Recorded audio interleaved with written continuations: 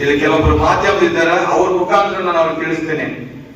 ಸಂಘಟನೆಗೆ, ಕನ್ನಡ ಪರ ಹೋರಾಟಗಾರರಿಗೆ ತೊಂದರೆ ಕೊಟ್ರೆ ನಿನ್ನ ಪಠ್ಯ ಬಿಚ್ಚಿಸ್ಬಿಡ್ತೀವಿ. ಹುಷಾರಾಗಿರ್ಬೇಕು.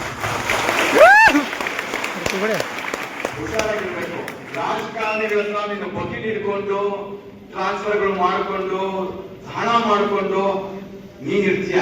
ಯಾವುದೇ ಸ್ವಾರ್ಥ ಇದ್ದಂಗೆ, ಯಾವುದೇ ಒಂದು ತನ್ನ ಮನೆಗೆ ದುಡ್ಡು ದುಡಿಯಕ್ ಬರ್ತಾ ಇಲ್ಲ ಕನ್ನಡ ಪರ ಹೋರಾಟಗಾರರು. ಕೆಲಸ ಇಲ್ಲದೆ ನಾನೊಬ್ಬ ವಕೀಲನಾಗಿ, ವಕೀಲರ ಪರಿಷತ್ ಒಬ್ಬ ಸದಸ್ಯನಾಗಿ, ಒಬ್ಬ ಚುನಾಯಿತ ಪ್ರತಿನಿಧಿಯಾಗಿ ಈ ಸಮಾಜಕ್ಕೆ ನ್ಯಾಯ ಕೊಡುವಂತ ಒಂದು ಸ್ಥಾನದಲ್ಲಿ ಇದ್ಕೊಂಡು ಬೆಂಗಳೂರಿಂದ ಅಥಣಿವರೆಗೂ ನಾನೇನು ಹುಲ್ಕಿಡೋ ಬಂದಿಲ್ಲ.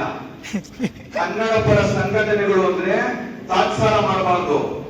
ಯೋಗ್ಯತೆ ಇದ್ರೆ ಕನ್ನಡ ಪರ ಹೋರಾಟಗಾರರಿಗೆ, ಬಡವರ ಪರವಾಗಿ, ಹೋರಾಟಗಾರರ ಪರವಾಗಿ ನಿಲ್ಲೋದು ನಿನ್ನ ಕರ್ತವ್ಯ ಅಂತ ಮರಿಬಾರ್ದು. ಯಾವುದೇ ಅಧಿಕಾರಿ ಆಗಿರೋದನ್ನ ಮನಸ್ಸಲ್ಲಿಟ್ಕೊಬೇಕು.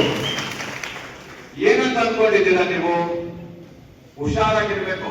ಯಾವ ಮನೆ ಆಗಿರ್ಲಿ ಅಧಿಕಾರಿ, ಯಾವ ಮನೆಯವರು ಆಗಿರ್ಲಿ, ಅದನ್ನ ಬಿಟ್ಬಿಟ್ಟು ಸುಮ್ಮನೆ ಪ್ರಶ್ನೆ ಮಾಡೋದು, ಯೋಗ್ಯತೆ ಇದ್ದಂಗೆ ಮಾತಾಡೋದು, ಇವೆಲ್ಲ ಮಾಡಿದ್ರೆ ಬೆಂಗಳೂರು ಜಿಲ್ಲೆಯಲ್ಲಿರೋ ಹೈಕೋರ್ಟ್ ಇದೆ, ಅಲ್ಲಿ ಕರ್ಸ್ಕೊಳ್ತೀನಿ ನನ್ನ. ಇಲ್ಲಿ ಬೇಡ, ಯಾವನ್ನ ಮಾಡಿದ್ರೆ ಅದನ್ನ ಮನಸ್ಸಲ್ಲಿ ಇಟ್ಕೊಂಡಿದ್ರೆ ಇದು ಮಾತನ್ನ.